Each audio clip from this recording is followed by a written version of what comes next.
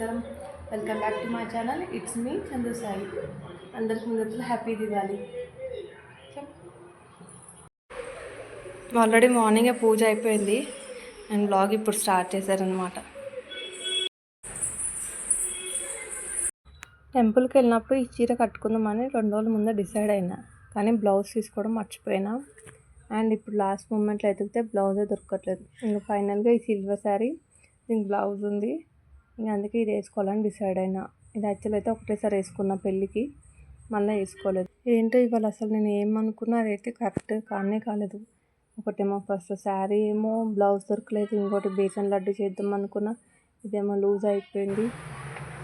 టెంపుల్కి వెళ్ళడానికి అయితే రెడీ అయిపోయాను.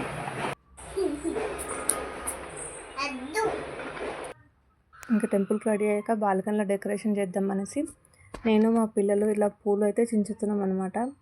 నా పిల్లలకు చాలా ఇష్టం పూలు చించడం అంటే, ఎందుకంటే రోజు పూలు కనిపించినంటే చించి ఇల్లు నిండా పడేస్తారు వాళ్ళు.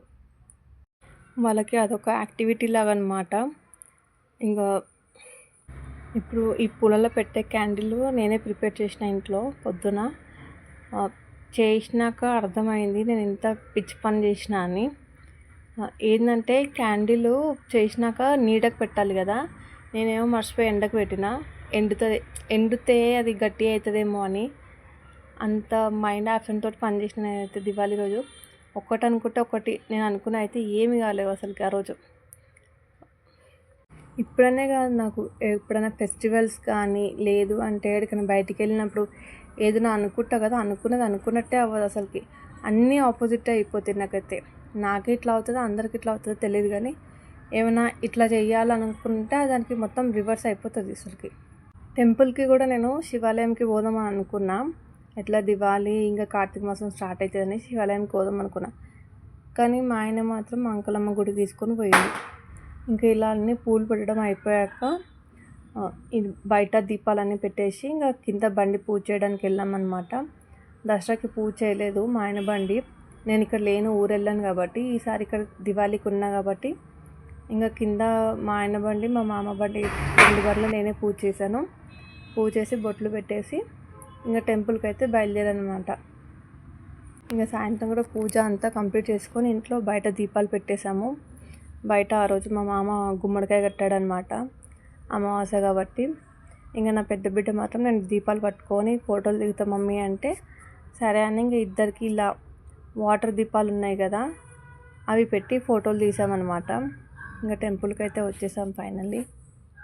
ఇంకా టెంపుల్లో దర్శనం అయ్యాక ఇంకా మా ఆయన వాళ్ళ ఫ్రెండ్ క్రాకర్స్ అమ్ముతున్నాడు అనమాట. వాళ్ళ షాప్ దగ్గరికి వెళ్ళేసి ఇంకా క్రాకర్స్ తీసుకున్నాము. నా పెద్ద బిడ్డ మాత్రం కాలుస్తా మమ్మీ బాణాలు కాలుస్తా అన్నది.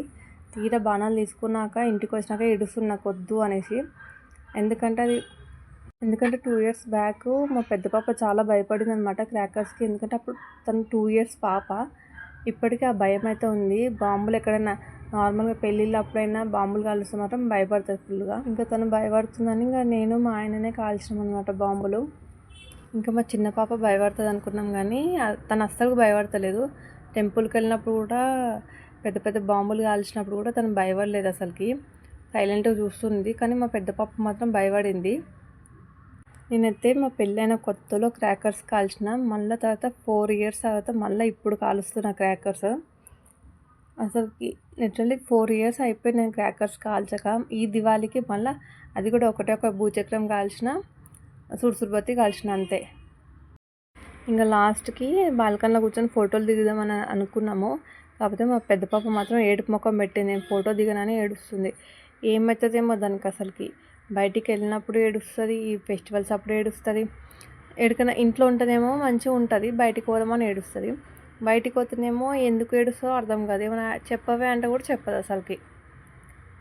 ఈ పిల్లలు పెద్ద అయ్యేదాకా ఇలానే ఉంటుంది అసలుకి. Thank you.